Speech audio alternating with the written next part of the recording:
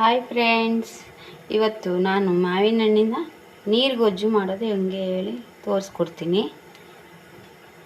First ಥರ ಸಿಹಿಯಾಗಿದೆ ಅಂತ ಮಾವಿನ ಹಣ್ಣು ತಂದಿರ್ತೀರಲ್ವಾ, ಆ ಮಾವಿನ ಹಣ್ಣು ಸ್ವಲ್ಪ ಹುಳಿ ಹುಳಿಯಾಗಿದೆ, ತಿನ್ನೋಕ್ಕಾಗಲ್ಲ, ಏನು ಮಾಡಬೇಕು ಅನ್ನುವಾಗ ಈ ಥರ ಮಾಡಿದ್ರೆ ರುಚಿಯಾಗಿರುತ್ತೆ. ಸೂಪರ್ ರೆಸಿಪಿ ನಾನು ನಿಮ್ಗೆ ತೋರಿಸ್ತೀನಿ. ಚೆನ್ನಾಗಿ ತೊಳೆದಿಟ್ಕೊಂಡಿದ್ದೀನಿ. ತೊಳೆದಿಟ್ಕೊಂಡು ಸಿಪ್ಪೆ ತೆಕ್ಕೊತಾ ಇದ್ದೀನಿ.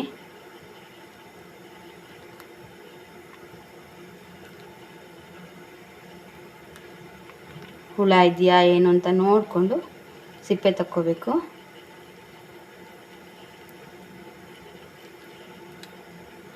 ನೋಡಿ,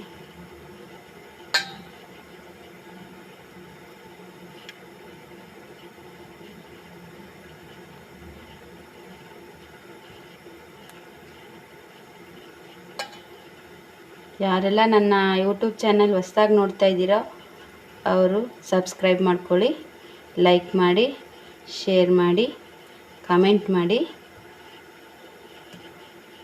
ಹಾಗೆ ಪಕ್ಕದಲ್ಲಿ ಕಾಣ್ತಾ ಇರೋ ಬೆಲ್ ಐಕನ್ ಕ್ಲಿಕ್ ಮಾಡಿ.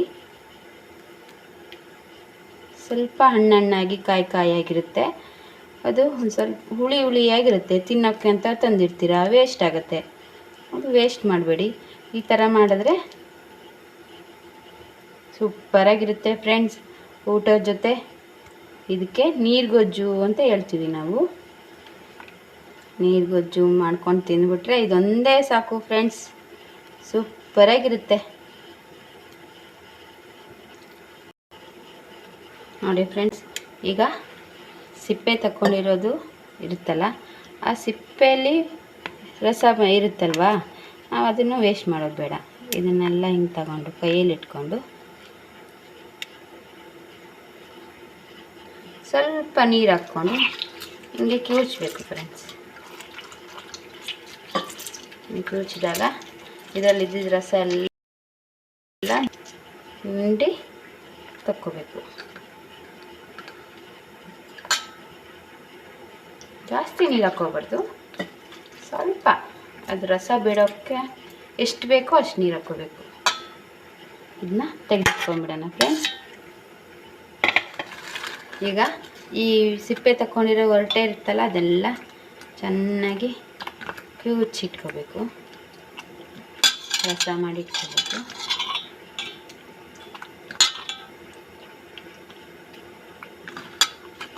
ನೋಡಿ ಫ್ರೆಂಡ್ಸ್, ಇಷ್ಟ ಆಗಿದೆ.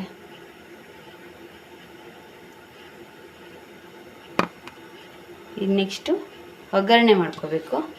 ಒಗ್ಗರಣೆ ಮಾಡೋದು ಹೇಗೆ ಅಂತ ತೋರಿಸ್ತೀನಿ. ನೋಡಿ ಫ್ರೆಂಡ್ಸ್, ಒಂದು 8ರಿಂದ 10 ಬೆಳ್ಳುಳ್ಳಿ,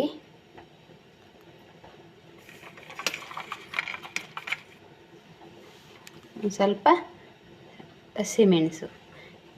ನಿಮ್ಮ ಮನೇಲಿ ಹಸಿಮೆಣಸು ಇದ್ದರೆ ಹಸಿಮೆಣಸು ಹಾಕ್ಬೋದು. ಇದನ್ನು ಜಜ್ಕೋಬೇಕು. ಹಸಿಮೆಣಸು ಸ್ವಲ್ಪ ಖಾರವಾಗಿರೋ ಹಸಿಮೆಣಸು ಇದ್ದರೆ ಚೆನ್ನಾಗಿರುತ್ತೆ. ಇದನ್ನ ಜಜ್ಕೊಂಬರ್ತೀನಿ. ಅದು ಜಜ್ಕೊಂಡಾದ್ಮೇಲೆ ಈಗ ಒಂದು 4 ಚಮಚ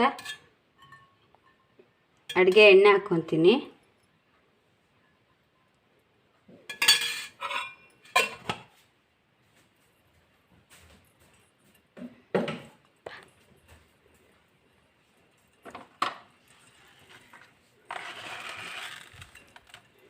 ಒಂದು ಚಮಚ ಉದ್ದಿನಬೇಳೆ,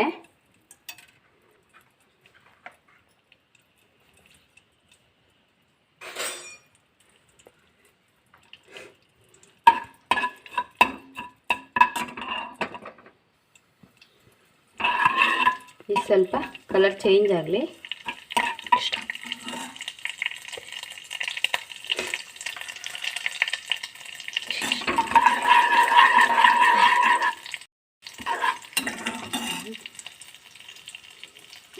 ಈಗ 1 ಚಮಚ ಸಾಸಿವೆ ಹಾಕ್ಕೊತೀನಿ.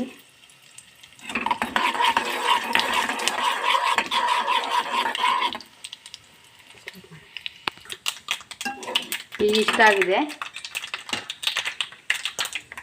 1 ಚಮಚ ಅರಿಶಿನ ಪುಡಿ,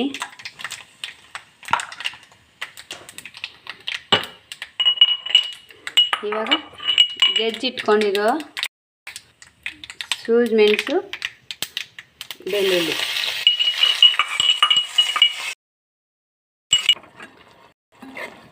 ಚೆನ್ನಾಗಿ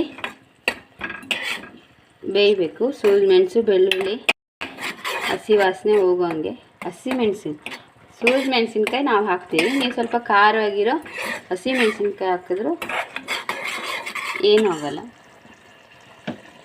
ಈಗ ಗಿವ್ಚಿಟ್ಕೊಂಡಿರೋ ಮಾವಿನ ಹಣ್ಣಿಂದು ರಸ, ಮಾವಿನ ಹಣ್ಣು ಹೊರಟೆ ಎಲ್ಲದನ್ನು ಸೇರಿ ಹಾಕಬೇಕು.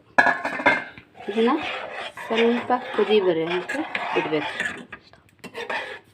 ಕುದಿ ಬರಲಿ. ಈಗ ಉಪ್ಪು ಹಾಕ್ಕೊಳ್ಳೋಣ. ಒಂದು ಚಮಚದಷ್ಟು ಉಪ್ಪು.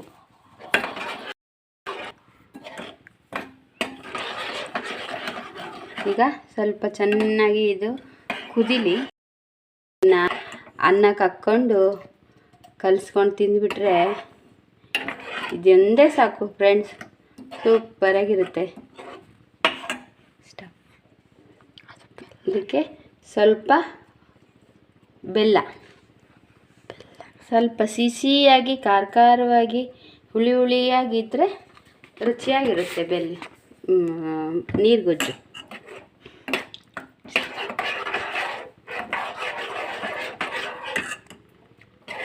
ಇದು ಸ್ವಲ್ಪ ಕುದಿಬೇಕು.